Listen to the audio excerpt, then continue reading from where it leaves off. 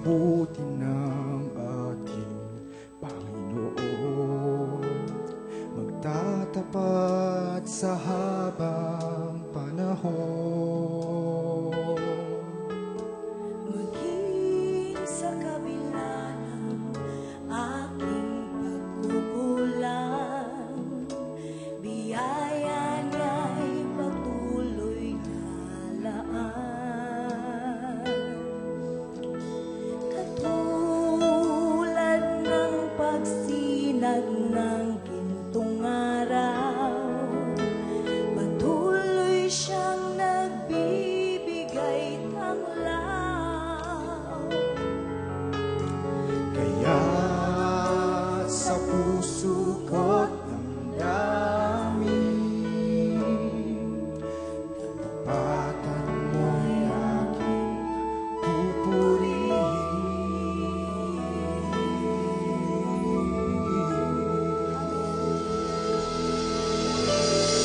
Dakila ka, O Diyos, tapat ka ngang tunay, magmula pa sa ugat ng aming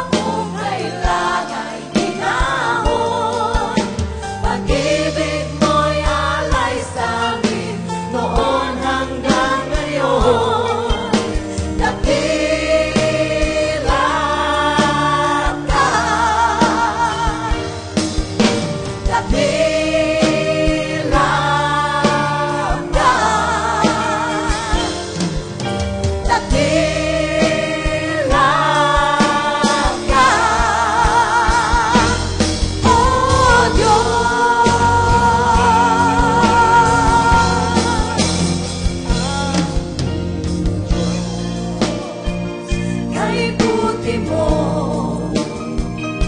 mula pa noon hanggang ngayon at sa habang panahon. Sa bawat salila'y katapatan mo ay naroon aming Diyos. Wala nang ang iba, Panginoon.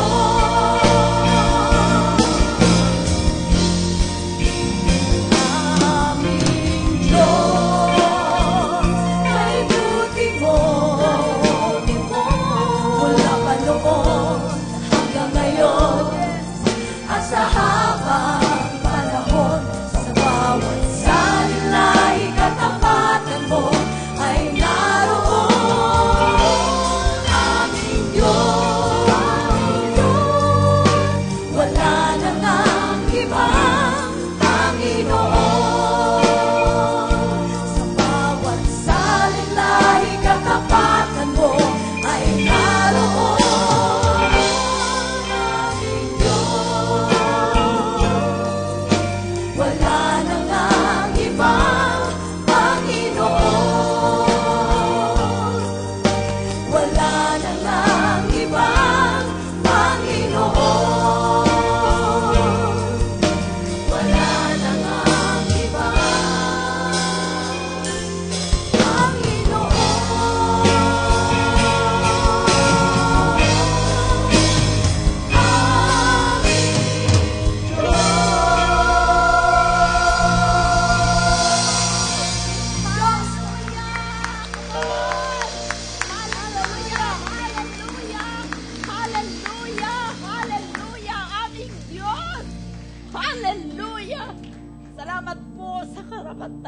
Aming Ama, tatawagin ka namin na aming Diyos.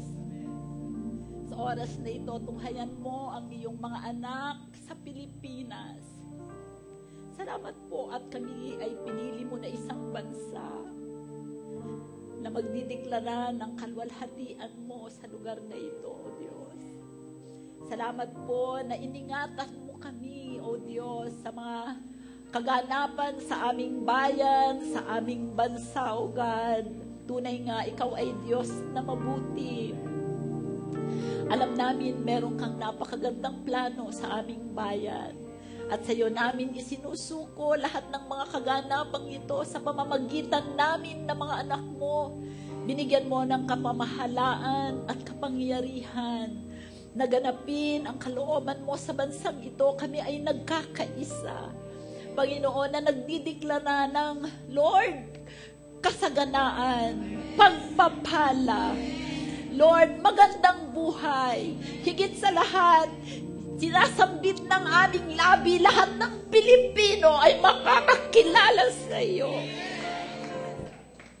Salamat po sa araw na ito. Muli, bumukal sa aming puso ang dalisay na pag-ibig sa bansang ito.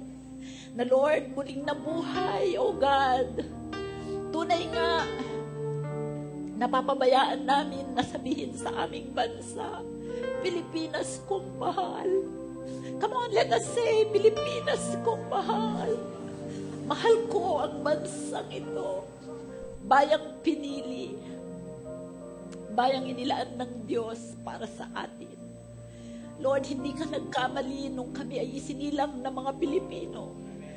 Kaya nga po, pagsisikapan namin bilang mga anak mo, na pangalagaan ang aming kalayaan. Ipagtanggol, Panginoong Diyos, ang Lord, ang kalayaan ng bansang ito. Salamat, O God. At sa oras na ito, alam namin narito ka, O Diyos. Alam namin mahal mo ang aming bansa at higit sa lahat, mahal mo kami. Samahan mo nga kami sa nalalabing oras ng aming pagsamba. At Lord, lagi naming aalalahanin ng araw na ito kung saan muli mo, Panginoon, binuhay sa aming puso ang dakilang at dalisay na pagmamahal sa aming bansa. Pinupuri ka namin, sinasamba, nagpupugay, nagpapasalamat sa dakilang katapatan mo sa bawat isa sa amin. Ito ang aming dalangin at sa pangalan ni Jesus, ang lahat ay magsabi ng Amen! Amen! Palakpakan natin po ang ating bansang Pilipinas. Hallelujah! Hallelujah! Pwede na po tayong makaupo, maliban po sa mga panauhin natin. Meron po ba tayong mga panauhin sa umagang ito? Hallelujah! Meron po ba tayong visit? Ayun! Panauhin ba natin yon? Ayun! You are welcome, brother, to the Rhema Word of God Church. Glory to God. Good morning! Salamat sa 10. Good morning! O sige, mapaguhin ko, magandang umaga sa inyong lahat. Nakakatuwa. Alam niyo po, nung kinakanta yung Pilipinas kung mahal ba yun, na-realize ko na napaka-seldom ko sabihin na mahal ko ang bansang ito. Kaya siguro, yung mga nangyayari ito sa ating bansa, dahil hindi natin binibigkas na mahal ko ang Pilipinas, hindi tayo nai-encourage na gumawa ng mga paraan para itong bansang ito ay mapagpala. Amen! So sa umagang ito, brothers and sisters, ako po ay excited sa word na ibinigay sa atin ng Panginoong Jesus na na-miss ko kayo last Sunday. Okay. Ngunit, ipinapaabot ng Isabela. Meron ba mga taga-Isabela dito? Nasaan na? Yun, ang mga taga-hindi, yung galing sa Isabela. Ayun, yung si Lala at ang kanyang pamilya, nandito po sila. Amen? Okay, so are you ready for the word? Sa Tagalog, handa na ba kayo sa salita ng Diyos? Hallelujah. Ako po ay magpapatuloy sa ating sinisimulang serye patungkol po sa kaharian ng Diyos. Amen? Nandun po tayo sa Kingdom Living. Amen. At napanood ko yung preaching ni Pastor Cesar. Na-bless po ako na hindi po maipapahayag. Hindi natin maisa sa buhay ang napakagandang buhay sa kaharian ng Diyos kung tayo po ay walang relasyon. Amen? Sabi mo, relasyon. Kung wala po tayong fellowship, pakikiisa sa ating Diyos. Kasi kaharian po niya. Amen? The kingdom of God, ang kaharian ng Diyos ay kaharian ng Diyos. Amen. Tayo ay mga anak ng Diyos at tayo ay mga citizens o mga mamamayan. So, dapat yung character ng, alam niyo kung tayo ay malayo sa Diyos, hindi tayo mahahawa sa kanyang character. Amen. Amen. At kung wala tayong character, imahe ng Diyos, mahihirapan tayo na maging katulad ng Diyos. If we don't have the image of God, it is not possible for us to operate as God. Amen. Okay, so ngayon po patuloy tayong mag-aaral paano po tayo mamumuhay sa kaharian ng Diyos. Amen? Kasi okay, nasa kaharian ako ng Diyos, pero I don't know how to navigate or operate in the kingdom of God. Kaya hindi natin nararanasan yung perfect provision, perfect preservation, perfect protection, and perfect productivity. Amen? So okay lang sa inyo na Tagalog tayo kahit Kasi mahirap pong mag-preach sa puro-purong Tagalog. Pagpunta ko sa Isabela, hindi ako makapag-preach ng Ilocano kahit Ilocana ako. Amen! Okay, meron akong tatanong sa inyo. Sino sa inyo ang nagtataka o nag-isip?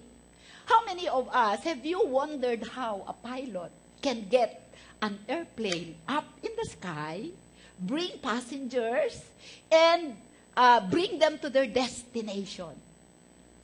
Meron na ba sa inyong nag-isip, paano kaya ang isang piloto, nadadala niya ang isang eroplano, a heavy metal, up in the sky? Amen? Tapos hindi naman bumabagsak, dinadala kayo dun sa destinasyon ninyo, amen, ng safe. Naisip na ba ninyo yon? Naisip ninyo yon? Hindi ba kayo natatakot? Aren't you afraid to board a plane? No, why? Why? Because you know the pilot knows what he is doing. And you are trusting the pilot to bring you to your destination. Alam niyo po, napakinggan ko, itong message ko po nito, na-inspire po ako kay Bill Winston, kay Kenneth Copeland, at kay Creflo Dollar. Ang aking pong topic ngayon is the law of confession. Itong bagyo na ito, sinasabi natin, Ulan, tumigil ka. Pero ba't walang nangyayari? Baha, huwag ka nang bumaha. Bakit walang nangyayari? Amen. So ngayon, pag-aaralan natin po ang the law of confession. This is a major, basic, and fundamental principle or law in the kingdom of God that if we get this, if we understand this, we can live to declare and demonstrate the glory of God on earth. Amen. You can revolutionize your life, you can reprogram your life, and you can rewrite your future through the law of confession.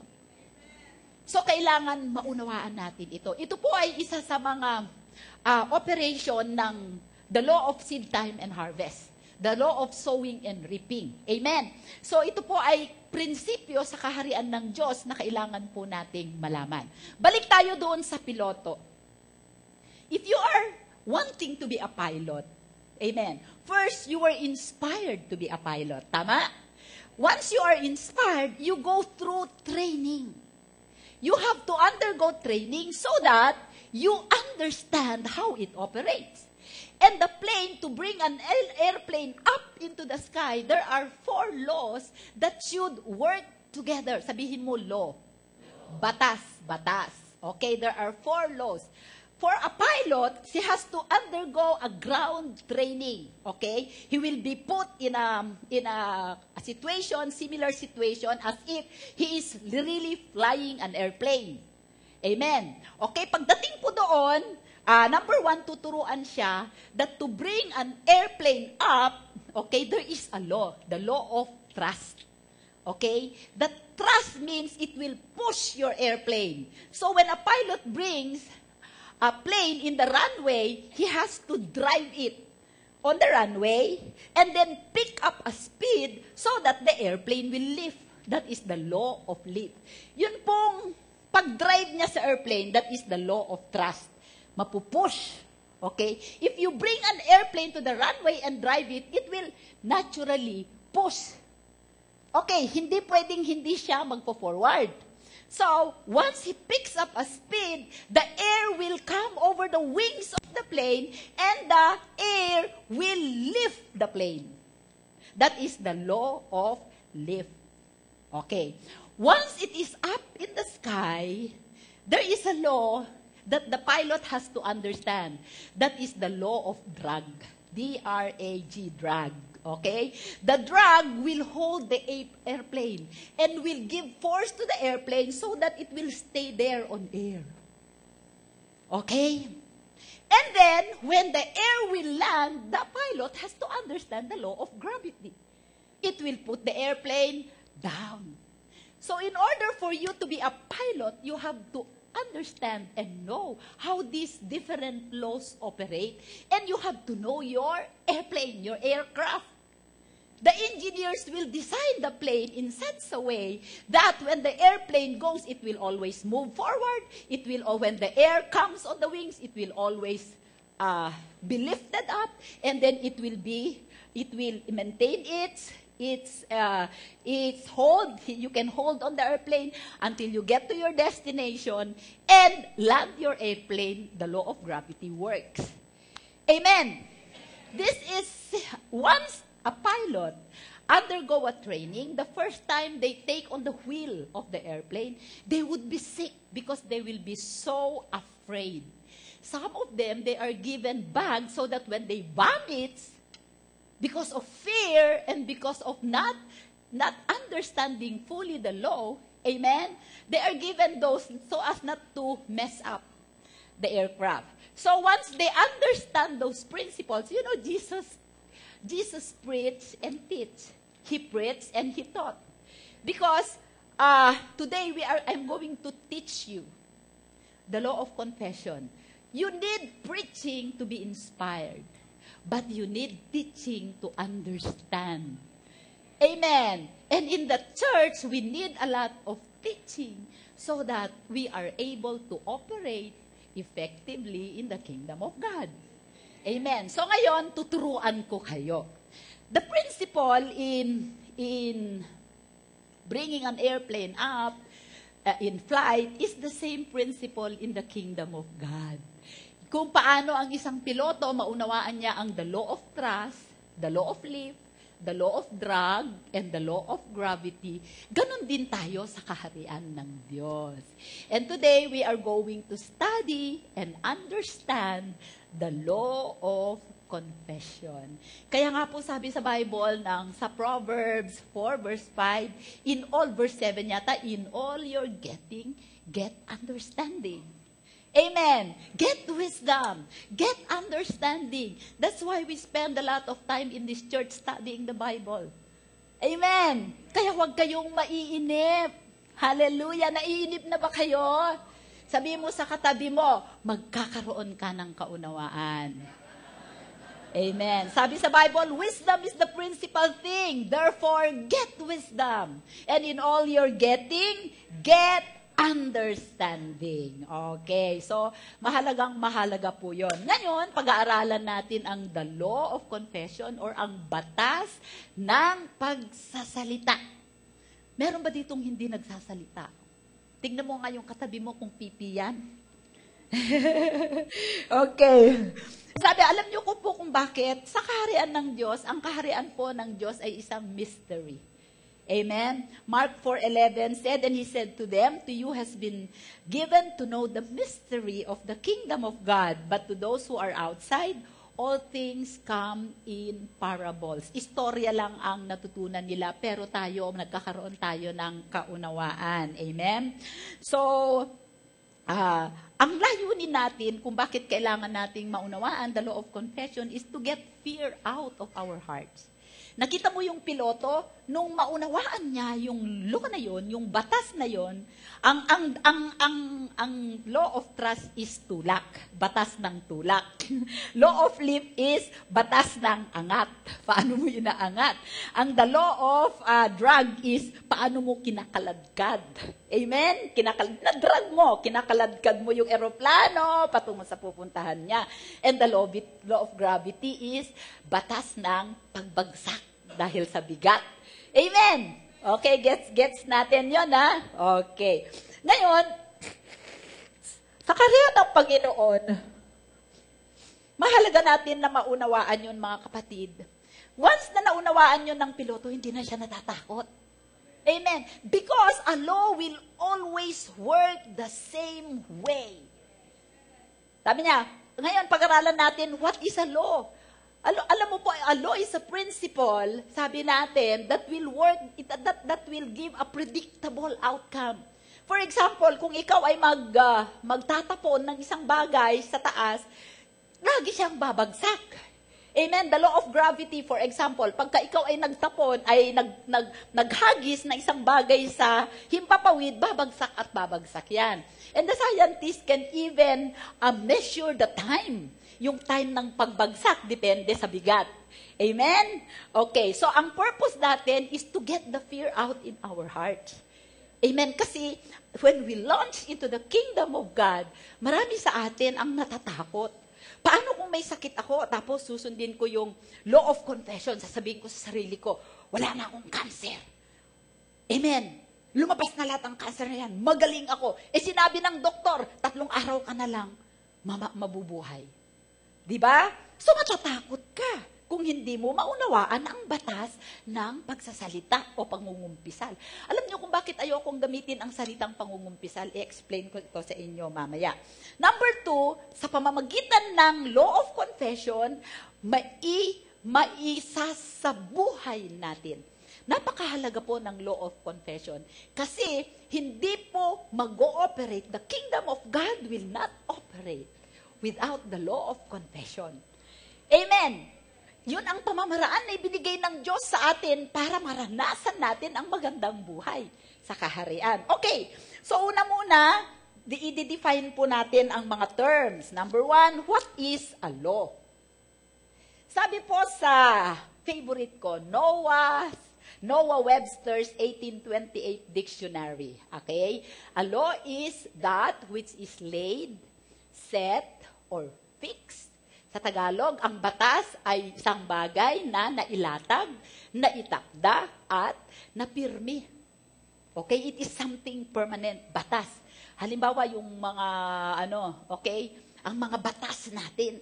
Sa BIR, for example, pagka na-late ka na magbayad, meron kang fine. Walang reason. Amen. Example lang yon. The law of gravity is, pagka ikaw ay nagtapon, bababa at bababa, hindi yan aangat. Okay? It is fixed, it is laid, it is set. Okay? Sabi pa ni Noah Webster sa 1828 dictionary niya, a law is a principle based on the predictable, sabihin mo, predictable consequence. Palaging ganon. You can know in advance. You can expect it. Amen? Okay, predictable consequence of an act. It works the same way all the time. When it is set into motion, it will not fail. Amen? Hindi yan mapapalpak. Okay, the law of gravity works the same way all the time. Okay? Another definition is, a law is an established, permanent rule. Sabihin mo, rule. Tuntunin o patakaran prescribed by the supreme power of a state to its subjects for regulating their actions. So, ang law ay ibinigay ng Panginoon para sa atin na kanyang mga anak at mamamayan because we are in the government of God. The kingdom, we said, is a government. Because it is a government, we have a constitution. Our constitution is the word of God. There is a system of taxation. What is that? Tithing. Amen. So kung hindi kayo nagtatites, hindi kayo nagbabayad ng tax sa kaharian ng Diyos. And if you don't pay your tax, you don't get the benefits. Sideline lang yan. Okay po ba? Okay. And Jesus is our King, and we are the big King, and we are the kings. The small K. Amen. Can you say amen? Okay. So, okay. It's subject to regulate their actions. Ibig sabihin, para masubaybayan ang mga ginagawa ng mga mamamayan. Amen? Amen. A law has the power to govern. Ang batas daw ay may kapangyarihan na mamahala. Amen. Si Pinoy, hindi niya tayo mapamahalaan kung walang mga batas. Amen. Ano ang gagawin natin? We will be as horses na unrestrained. Okay, hindi naman kayo mga kabayo. Government set laws, but the laws change as culture and society changes. Dito po sa natural, ang mga batas natin ay nagbabago. Depende sa pagbabago ng kultura. Dati, wala namang cyber law, di ba? Dahil hindi naman pa uso ang internet. Pero ngayon na may mga internet na, may mga kung ano, meron na tayong cyber law. But spiritual laws remain the same. Amen! Ang pag-aaralan po natin ay mga spiritual laws. Ang mga spiritual na batas ng Diyos sapagkat ang Diyos ay espiritu. Amen! At ang spiritual laws, dito po nagmula ang lahat ng natural laws. Spiritual laws governs the natural laws. Amen! Natural laws, for example, when you plant, you harvest. Diba? Nagmula po yun sa spiritual. Amen. So, lahat ng mga natural laws, they emanate from the Spirit. Because God, our God is Spirit. Sabi po sa John 4:24, amen? God is the Spirit. So, nung nagbigay siya ng batas at kautusan, ang ibinigay niyang batas at kautusan ay spiritual na batas. At dito sa spiritual na batas na ito, dito nagmula ang lahat ng natural na batas. Amen. Okay, so dapat maunawaan po natin yon. Sapagkat ang natural na mga batas is a reflection of the character, the heart, and the mind of God. Ano ang reflection? Yun po ay larawan ng kanyang puso at ang kanyang kaisipan. Sa pamamagitan ng mga natural, for example, the law of gravity. What does it tell us about God? God is not a respecter of person. When you set a law into motion, whether you are rich or poor, or believer or non-believer, when you set it in motion, it will give the same outcome. Amen. The law of love. The law of love, part of that is the law of giving. When you give, you shall surely receive, whether you are a Christian or not. If you are not a Christian and you don't give, you don't receive. Because the law is not a respecter of person. It is a respecter of itself. Hoy! Kaya napakahalaga na maunawaan natin ang law sapagkat we can predict the outcome. When we say law of confession, there is a power in what we confess and the outcome will naturally show up. Hindi siya mag-fail. Predictable ang outcome niya. Katulad ng eroplano na napakabigat. Hindi mo iisipin na napakabigat yan, hindi yan aangat. No. Because the pilot knows how to operate and set into motion the law of thrust, the law of lift, the law of drag, and the law of gravity. If you as a Christian knows how to set into motion the spiritual laws of the kingdom, you will surely reap the benefit of the Eden kind of life. And these spiritual laws include the law of confession, the law of love, the law of honor, the law of divine connection. Amen? The law of faith, the law of favor. Amen. Because we do not understand these spiritual laws, we are not able to live in a perfect provision, protection, preservation, and productivity.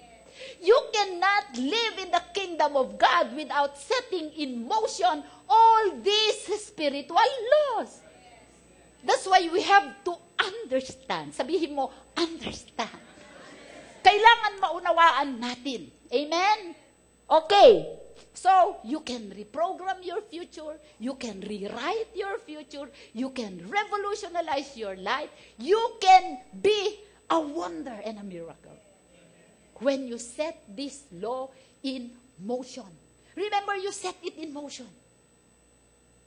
Pagka na-set mo na yan in motion, hindi ka na maghihirap. That's why I'm telling you, this law of confession will entitle you, will enable you to accelerate and qualify you for the wealth transfer.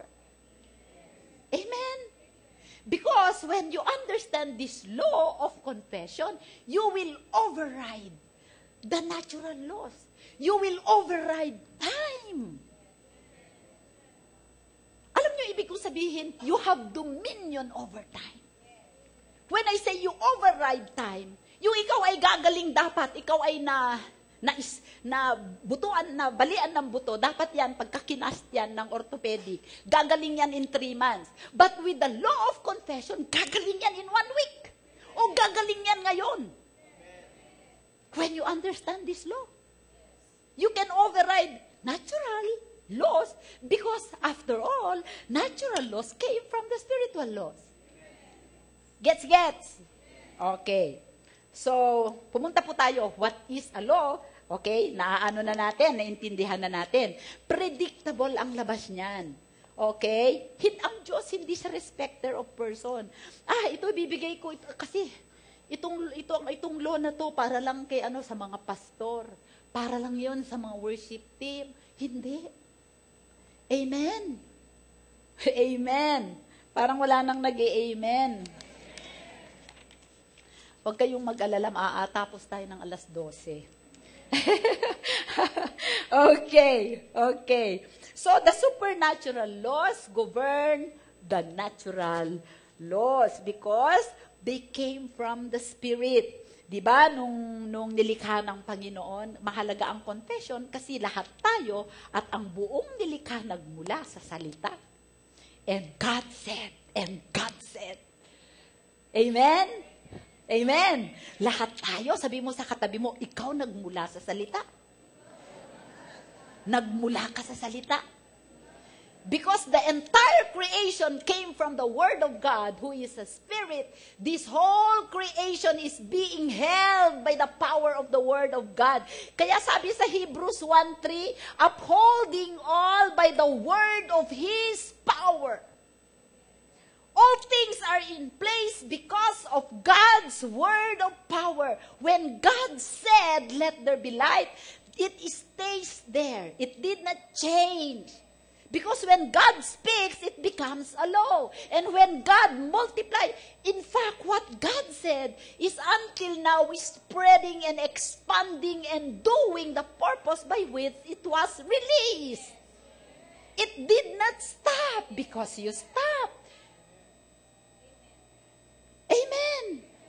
Okay, so confession. Confession naman tayo. Naintindihan na natin ang law.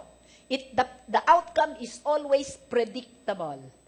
Amen. Okay, so kung nag-violate ka ng traffic light, meron kang multa. Ticket. May babayaran ka. Okay, what is confession? Marami sa atin, when we hear the word confession, kumpisal. Okay? Mangungumpisal ako, Lord. And when you say mangungumpisal ka, there is a connotation that you have committed a sin. Tama. So, confession is admitting a sin or a weakness or a fault. And sa atin, nagaling sa Katoliko, pagka sinabi mong kumpisal, na-imagine mo yung sarili mo, nandun ka sa isang box at nakikipag-usap ka sa pare. Forgive me, Father, for I have sinned. Yan, di ba? Naalala ninyo yon? O sige, mag-10 rosary ka, mag-ganito ka, di ba? Yon. Pero sa Bible, merong 4 na klase ng confession. Amen? Kaya ayokong sabihin batas ng pangungumpisal. Gusto kong sabihin batas ng pagsasalita. Okay. Number one is found in, it is the kind of confession that John the Baptist, amen, John the Baptist, gave to the Jews when they were inviting them to be baptized. Ito po yung confession or acknowledgement of sin. That we are sinners. Ayan tatandaan ninyo yan, huwag niyong babaguhin. Confession or acknowledgement that you are a sinner and you need a Savior. Amen. Ikaw ay makasalanan at hindi mo kayang palinisin ang kasalanan mo, kailangan mo tagapagligtas. Sabi po niya doon sa Mark 1:4, sabi niya doon sa baba, Mark 1:4, John came baptizing in the wilderness and preaching a baptism of repentance for the remissions of sin. That is one confession. Another type of confession is found in Romans 10:9. Confession to acknowledge Jesus Christ as Savior and Lord. Okay, makikita nyo. Once na in-acknowledge mo na, God, I am a sinner. It's not because you want to sin, but you were born a sinner because of the sin of Adam, right? Okay. Now, ngayon, gusto mo ngayon i-acknowledge si Jesus as your Savior. That is confession unto salvation. Sabi niya, that if you confess with your mouth the Lord Jesus and believe in your heart that God has raised Him from the dead, you will be saved. Ang daling ma-save. Amen? Hindi mo kailangang magbigay ng milyon-milyon sa church. Hindi mo kailangang maglinis ng ganito. Tanggapin mo lang at manampalataya sa Panginoong Jesus. Hindi nga niya sinabi doon, confess all your sins. Paano kung may nakalimutan ka? Hindi. Because the moment you confess Jesus Christ as your Lord and Savior and you receive Him, He will automatically erase all your sins, even those sins that you have already forgotten. That is second confession, second type of confession. Another type of confession in the Bible is the believer's confession when we find ourselves out of fellowship with the Lord. Kung minsan, di ba, nagsasablay tayo sa buhay natin, tapos sabihin natin sa Panginoon, nagkasala ako, Panginoon, kailangan ko ng forgiveness at cleansing. And this is found in 1 John 1:9. Sabi niya, if we confess our sins, He is faithful and just to forgive us our sins and to cleanse us from all unrighteousness. Remember that we are already believers, and this sin, the sins that we sometimes commit, cannot anymore separate us from God because the blood of Jesus is continuously cleansing us. But you have to confess it. Lord, I need cleansing. Amen. So that the fellowship will be restored. Si Lord ba ang umaalis? Ikaw. Amen. Ikaw ang umaalis. Kung hindi ka magko-confess, it does not affect God. He is no longer offended. But the thing is, you will harden your heart towards God. Amen. Okay. And the fourth kind of confession, this is the confession that I want to discuss with you. For is the confession from the Greek word homologio. Homo meaning the same, plus logo meaning word. Logo, logos. Yung mga nagba-Bible school, logo. Alam niyo? Okay. Which means speaking God's word and God's will in faith. It also means saying the same thing that God said. Amen. When God said, you are healed, I will say, I am healed. When God said, you are rich, I will say, I am rich. That is homologeo. Speaking the same thing that God said. And this is where we will dwell our study. Homologeo. Sabi mo sa katabi mo, homologeo. Saying the same thing that God said. Speaking the same thing that God said. Speaking the will of God in my life. Speaking the word of God in my life. Owning and acknowledging what God said about me. I am blessed. I am highly favored. I am deeply loved. Thanks God, I'm a millionaire. Paid in full. I have a house. I have a mansion. I have a car. That is homologio. Amen. And it is a law because every time you confess it, it will bring the result in your life. Uy! Di ba exciting? Amen. When God said, I will give you the treasures of darkness, riches hidden in secret places. Hindi ibig sabihin na magmina ka dyan sa kapitbahay mo na lupa. Kundi bibigyan ka ni Lord ng wisdom, He will give you the light to know where to get money and wealth. So, homologio is speaking the Word of God. Where is the Word of God?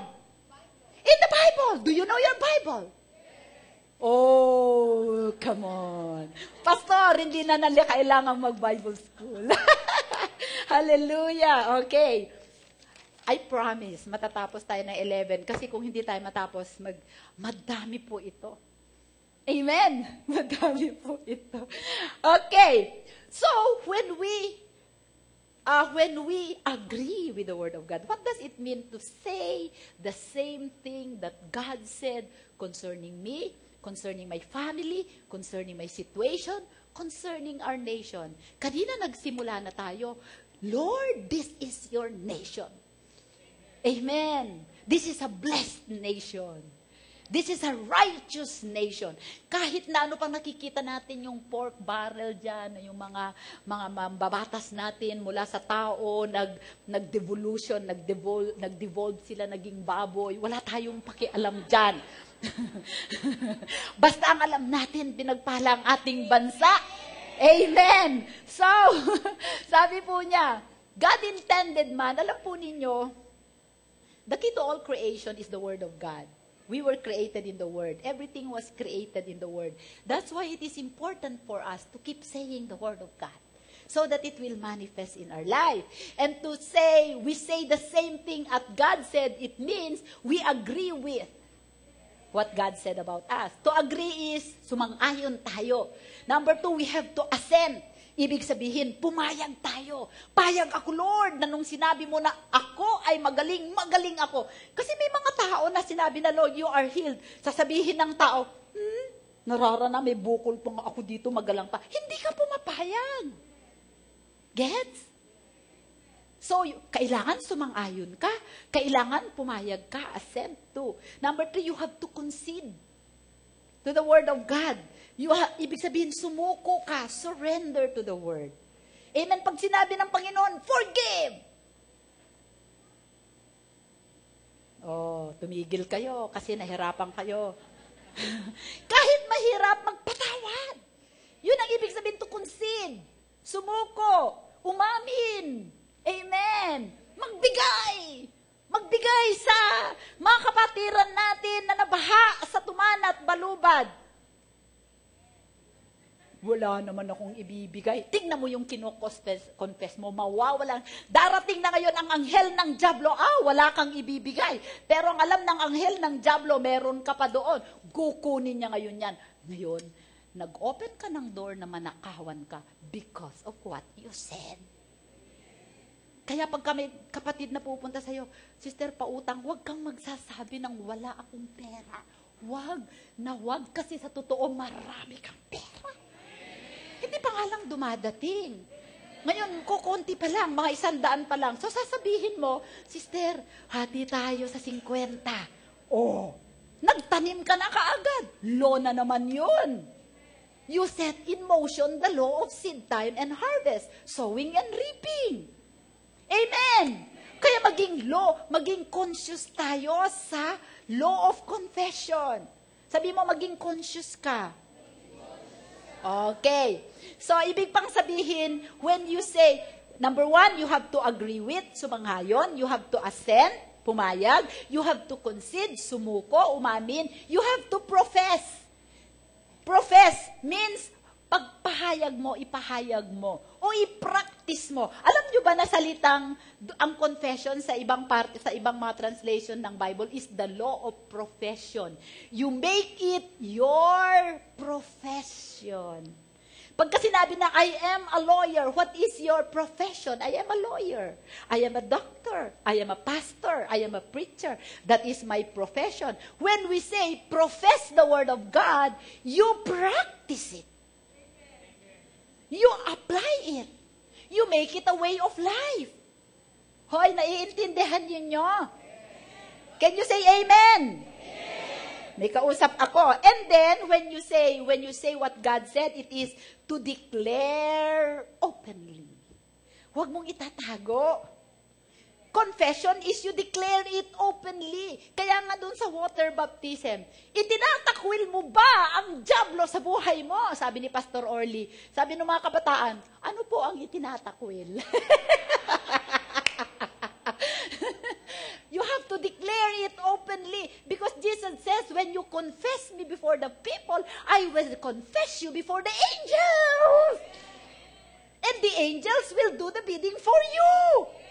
That's why life is so good. Mainam ang buhay. Walang anak pawis dito. Anak biyaya. Hallelujah. Let your mouth work. Hallelujah. So, ibig sabihin, declare it openly means isasaysay mo. Panginoon, isasaysay ko ang kabutihan mo. Ikukwento ko, isichismis ko ang kabutihan mo, Lord, sa buhay ko. That is declaring openly and that is confession. Amen? Why do we have why can we, tawag dito, why is it important that we do that? Because when we say and we confess the word of God, it is the truth. Amen? Sabi sa Numbers 23:19, God is not a liar.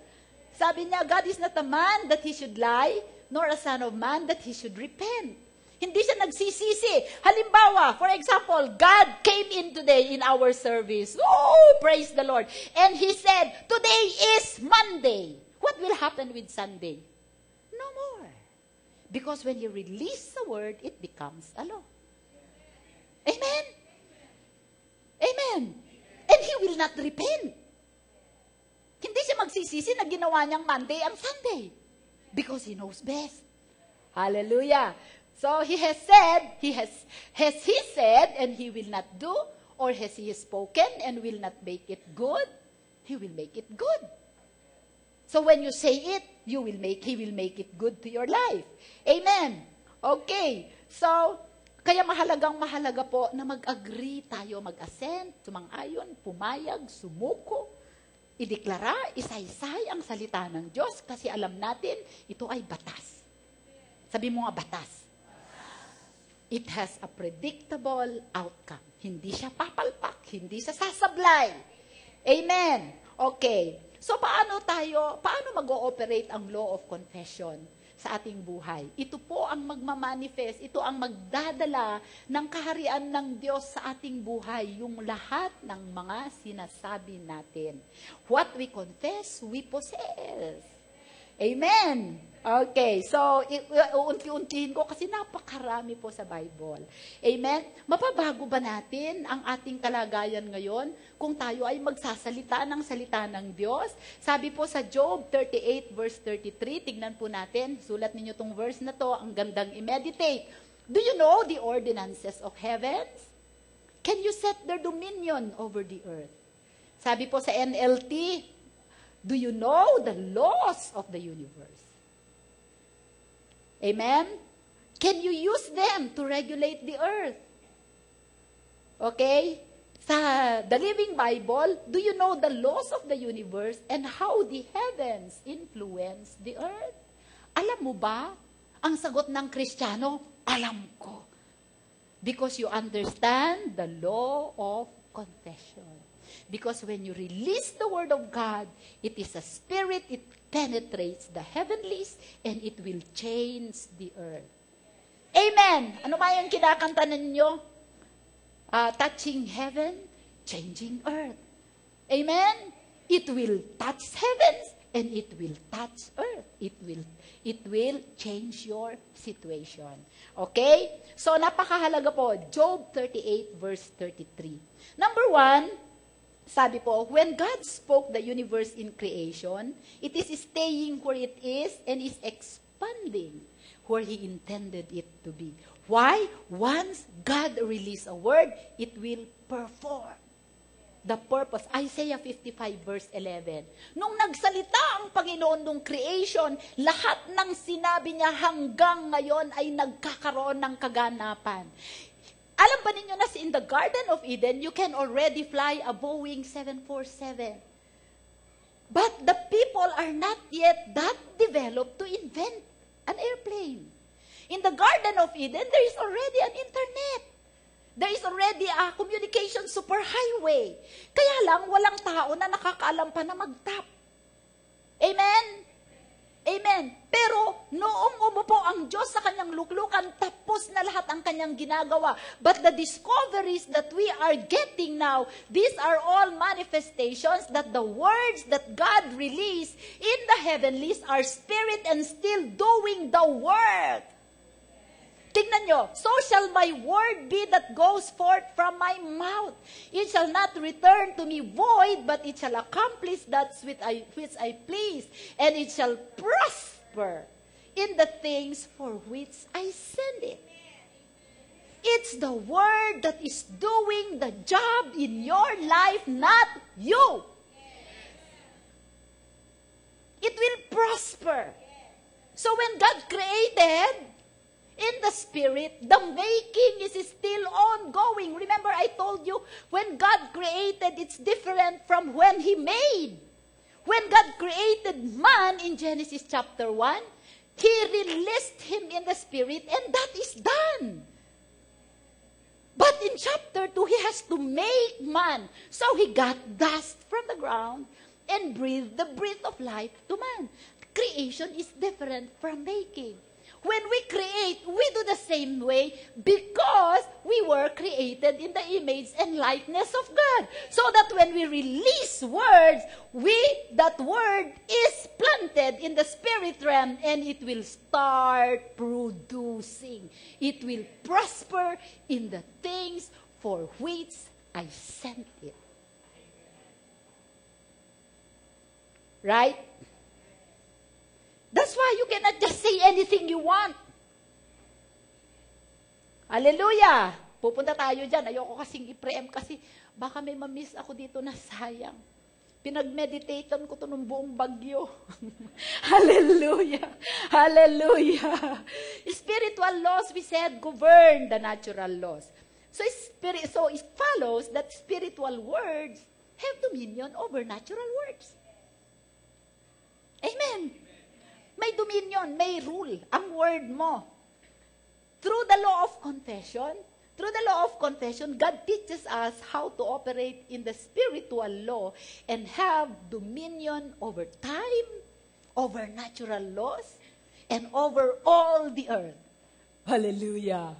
Nakita mo, there is a latent power within us that we are not activating. And we activate it by the law of confession so that we can revolutionize our life and rewrite our future. Amen? You can rewrite your future and make a book out of it. Amen? Okay, number 2.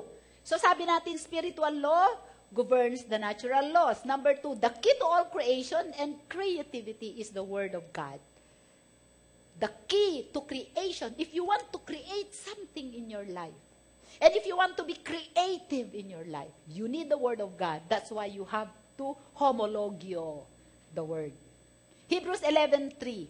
Sabi po niya sa Hebrews 11:3, by faith, sabi mo by faith.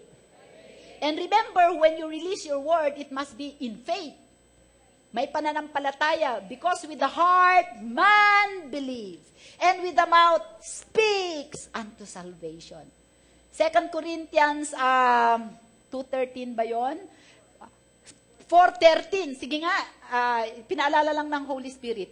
Basahin muna natin itong Hebrews 11:3. Masyado akong excited. By faith we understand that the worlds, sabihin mo, mga mundo, were framed by the word of God, so that the things which are seen were not made of things which are visible. Any matter that you get, that you touch today, remember that they came from the heart and the mind of God initially as spirit. Amen. So you have to watch out what you are putting in your heart and in your mind, that which is coming out of your mouth, because that is the thing that you are producing in your life. You have to know that there is a relationship between what you have today and the words that you have spoken yesterday. Amen. Amen, Amen. 2 Corinthians 4:13. And since we have the same spirit of faith, according to what is written. What is written? The word. Homologeo, written. I believe, and therefore I spoke. And we also believe, and therefore we speak. Amen. So mag-ingat kayo sa napapakinggan ninyo kung puro, wag ka lang mawawala. O kung puro Juan de la Cruz, si Choco Martin, o kaya ano pa yung isa? Choco Martin, kasi may Choco Martin tayo dito, si Sunny. Hindi Coco Martin. Okay. Hallelujah. Yun ang lagi mong naririnig, yun ang pupunta sa puso, yun ang masasabi. Amen. Take heed what you hear, sabi sa Bible. Okay. And when God said, it was so. Because you are created in the image and likeness of God, what you say will come to pass. Amen. Okay. It's the word that does the work. Okay. Sabi sa John 1:1-3, alam niyo, i-review lang natin ito. Sabi nga ni Apostol Pedro, it's good to remember. Amen. John 1:1-3, in the beginning was the Word, meaning to say in creation, and the Word was with God, and the Word was God. Sige. He was in the beginning with God. All things were made through Him. The Word is Jesus. And all things was created, were made through Him. Everything you want to create today, it must be through Him. And through Him means speaking the Word. Amen. Huwag tayong tamad. Ang galing natin mag-chismis, pero hindi natin nasasabi ang salita ng Diyos. Why? Because it's not in our heart. Because you are not reading it. So nakita ninyo yung kahalagahan ng Bible study, cell group, preaching, lahat ng opportunity na meron kayo para pakinggan ang salita ng Diyos, gawin ninyo. Dahil hindi kayo matatalo, it is a law. Amen. Sabi niya, and without Him, nothing was made that was made. Without Jesus and the Word in your life, you will not have what you want. Sabihin na natin, deboto ka sa relihiyon mo. I'm sorry, but you have been deceived. Right? From the start, yan ang ginagawa ng dyablo. The devil is doing an extra effort to keep the Word from being planted in our hearts para hindi natin masabi. Because ang test na ang salita ng Panginoon ay nasa puso mo ay kung under pressure ka or you are under attack and yet ang lumalabas sa bibig mo ay salita ng Diyos, then predictable ang success mo. Amen. Okay, so, the Word of God made all things. Amen. At nakaka-comfort po na isipin that we are created in the image and likeness of God. Sa Genesis 2:7, tignan natin. Alam natin yung Genesis 1:26-28. Memorize na natin yun. Lagi natin yung sinasabi sa pulpit. Amen? And the Lord God formed man of the dust of the ground. This is the making side of man. The creation side of man is when God released it. Let us make man in our image. That was the creation. This is the making part. Okay? Of the ground, and breathe into his nostrils the breath of life. Zoe, his very kind life, is the God kind of life. Zoe. Okay. So he breathed his life into man. So he is just like man. And man became a living soul. Alam nyo, sa original Hebrew, it said, and man became another spirit speaking being. Sabihin mo, I am another spirit speaking being. Why another? Because God was the original spirit who spoke. Amen? You are another. You are a spirit more than a soul and a body. So what you speak will come to pass, whether positive or negative. Amen? And what happened? Alam natin si Adan at saka si Eva na deceived. They used to reflect the words of God. They used to reflect the glory of God. They used to reflect the mind and the heart of God so that everything that God said was good, everything that Adam and Eve spoke they have downloaded it from the mind and heart of God. So they only speak good things that has affected them and their surroundings. Everything around them was good because they were in unity, in fellowship, connected with the spirit and mind of God. Remember in the Garden of Eden, there is a reality where the spirit and the natural are one. Amen. But when they fell, because of the deception of who taught the serpent to speak? Adam. Tinuruan ni Adam magsalita ang serpent. Amen. So noong na marunong na magsalita ang serpent, dinisid na niya si Eva. So what happened? They were disconnected from God. Amen? Alam na ninyo yon, ilang beses na natin yung But the thing is, they will also disconnected from the heart and the mind of God. So now, instead of speaking the good things, because they were connected to the mind and spirit of God, they now begin to speak the language of the devil. Hoy! Sino ang Diyos nyo? Every one of us has an overlord. Whether you like it or not, if you don't have Jesus as your Lord, you have Satan as your Lord, whether you like it or not. So you have to choose to receive the Lord Jesus Christ. So, kaya kailangan makonect tayo muli. We need, sabi sa Jeremiah, I will give you a new heart. And I will, sabi ni Jesus, get the mind of Christ. So that is the process of restoration. And how do we get all these things? By confession. We got saved by confession. We will live in the kingdom of God by the law of confession. We will be successful by the law of confession. Amen. Nakukuha po ninyo kung gaano kahalaga yung ating mga sinasabi. Hallelujah. So kung ikaw ay nagsasalita ng evil, alam mo na kung sino ang iyong ninuno. Alam ko na. Di ba? Meron ko papakita sa inyo na verse. Kaya nga, sabi ng Panginoong Jesus, alam mo ang nangyari? They lost the fellowship, they lost the spiritual connection, but the mandate remained. Be fruitful, multiply, subdue the earth. And so did the power of their words. Alam mo ba na ang Panginoon hindi siya bumabawi ng mga bagay na ibinigay niya? Si Lucifer, the most beautiful angel, binigyan ng Panginoon, he is full of wisdom, full of beauty. Nung nagkasala si Lucifer, hindi naman binawi ni Lord ang wisdom niya. Kaya nga ngayon, he is very crafty.